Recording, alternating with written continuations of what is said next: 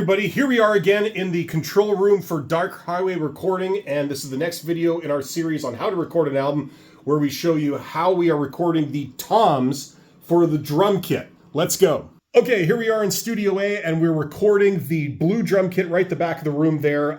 It's got 3 toms on it, like you can see, 2 rack toms and a floor tom, a 12-inch, a 13-inch, and a 16-inch. Pretty standard setup.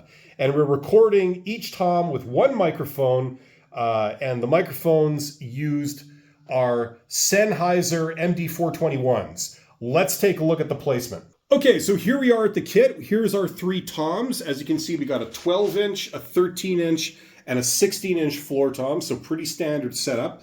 Okay, let's talk the miking of these toms. So once again, we've got the Sennheiser MD421s on each tom, and the placement is that they're roughly 2 inches over the off the heads. Okay, so about 2 inches on each of these, and they're 1 inch. They're 1 inch or so inside the drum. Okay, so they're not right over the rims. They're actually inside the head, about 1 inch or so.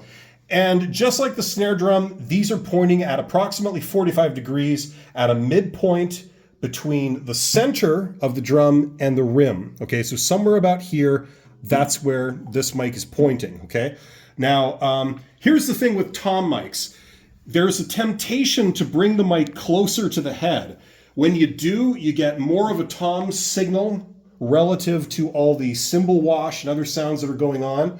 Okay, so it can be very tempting. You also get more of a proximity effect. You get a sort of boomier bass sound and resonance when you bring them closer.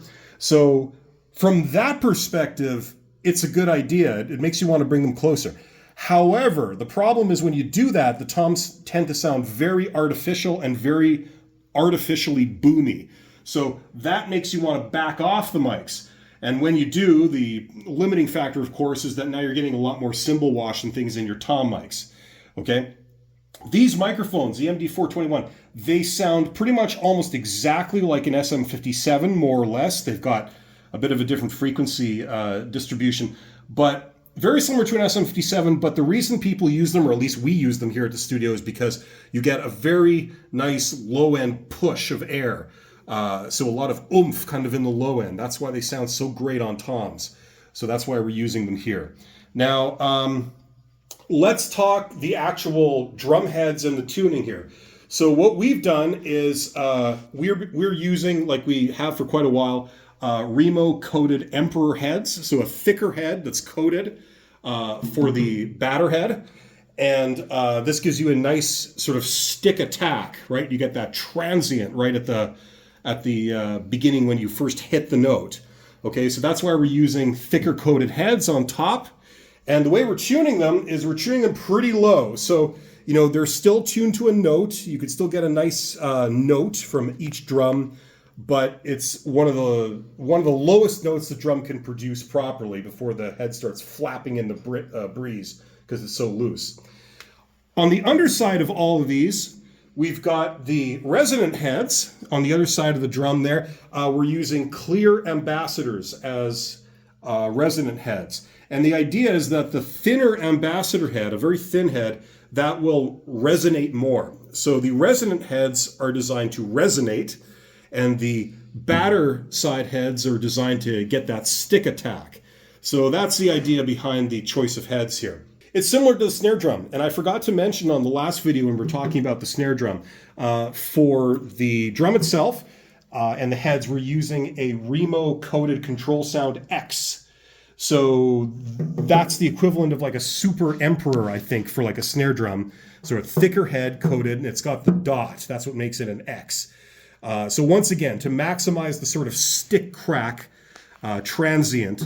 And the resonant head we're using, same thing, is we're using clear ambassadors for the resonant heads. So once again, you get you try to maximize the resonance on the bottom and then maximize the stick attack on the top. That's the idea. So let's go and hear how these sound. Okay, so here, as you can see, we've got the 3 tom mics going to 3 tracks. So let's hear what they actually sound like on their own with no EQ, no compression, no treatment whatsoever of any kind.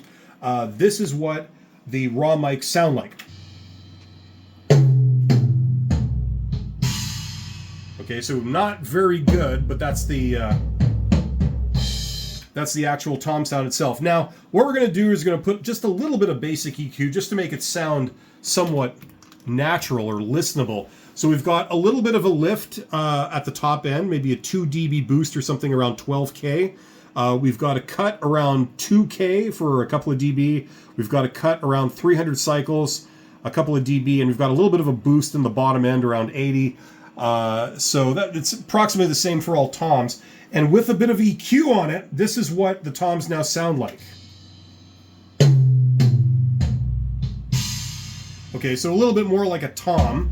We've taken out some of those resonant frequencies, okay? And then what we're going to do eventually is we're going to compress the drum bus. So what I'm going to do is I'm going to put a compressor on the toms, okay? And we're going to hear with the EQ and compression, this is what it sounds like.